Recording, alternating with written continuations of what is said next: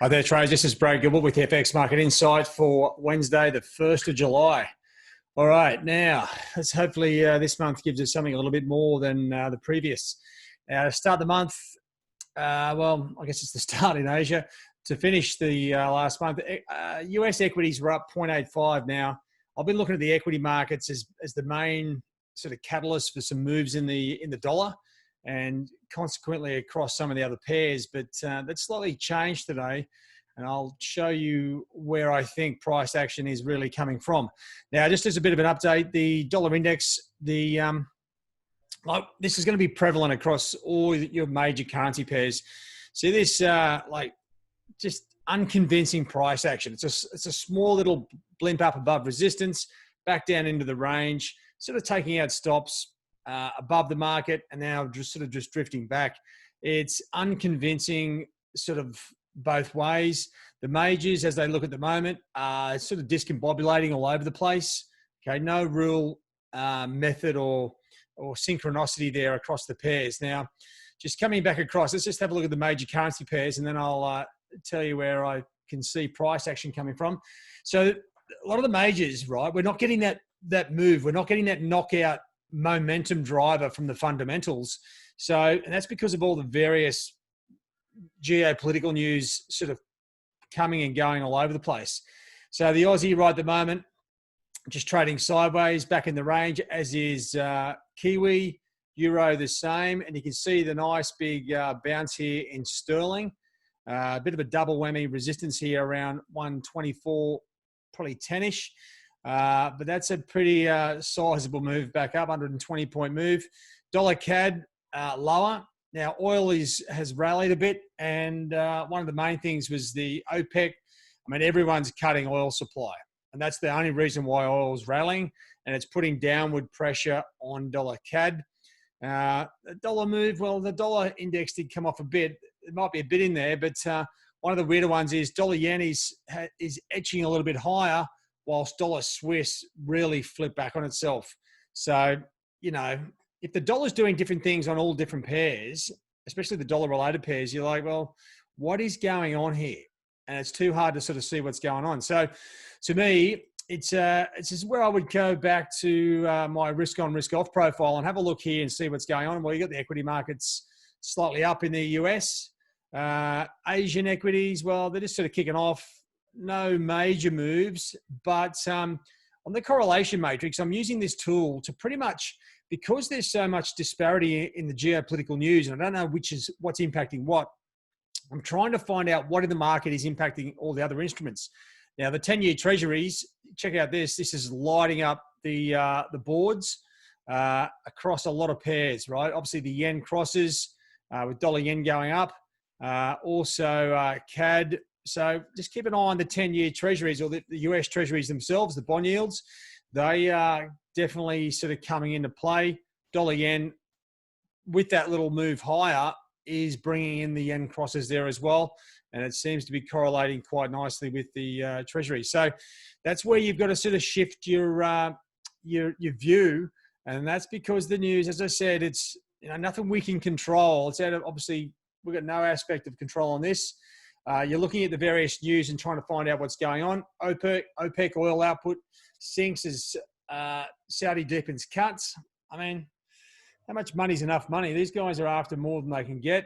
Now, there's Trump's digging into a bit of a battle here, throwing barbs at Russia. Apparently, he's insinuating or stating that Russia was paying bounties for the killing of US troops in Afghanistan. That's one to get the public on side, right? I don't know if that's something new, but it's something to keep an eye on. And then once again, all we can do is read the market, what's in front of us, and then come back and try and decipher what's going on. Now, the rest of the news, so let me just come back to a different news page. You're looking at all these other weird things going on, right? So China have passed some really tough new security laws on Hong Kong. Some are saying it's the end of Hong Kong. That may have ramifications, obviously, for the Asian sector, especially, obviously, Hong Kong. And then,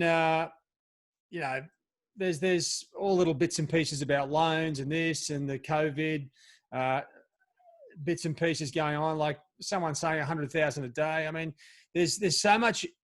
I know if it's a Trumpism, fake news out there. I mean, I know there's been some cases down here in Australia where, as a bit of a joke, some nurses sent off a batch of swabs that hadn't actually even been done by anyone, and they all came back positive. And it's like, what is going on here? So, I mean, I know there's a lot of questions around what's happening, but this is, as a trader, this is what's impacting or diffusing the market somewhat. So it is quite relevant. The more you see weird COVID news, the more it's deflecting, diffracting what is really happening in the market. And that's making it tough for traders. So once again, have a look at your main news. Well, that's the wrong page. What I want you to do is come back and have a look at what's coming out. Okay, if you have a look on the Daily FX Market Insight, you'll see, just come down to the news, see what's coming out. Obviously, Thursday, this is a shorter week, right? We've got the 4th of July holiday coming up in the US, non-farm payrolls on Thursday. So that's something to keep an eye on. I think, if anything's going to impact, it's usually the non-farm payrolls. The FOMC minutes today, well, it's probably the same old diatribe from the Fed. They don't need to change anything. They've already sort of backed the market. So that's what we're sort of waiting for, is some sort of, concrete evidence of what else is going on, right? This is our job. Just remain patient. Look for the data. Look for the moves. At the moment, the currencies, if anything, sorry, with this, let me pen up. With this false sort of break up and down, see how it's testing this trend line. If it fails here, we should see the dollar drift back into the range. And you know what? That's going to give the Aussie, Kiwi, Euro, Sterling a boost, and still put a bit of downward pressure on dollar CAD. That's what I was going to show. This is one of the last ones that I wanted to give you a look at.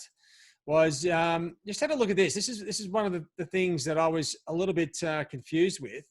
Okay, so you got all these risk on, risk off scenarios not really coming into play. But if you look at the risk on, risk off pairs, right? So the pairs which would usually be impacted are Aussie, Kiwi, dollar CAD.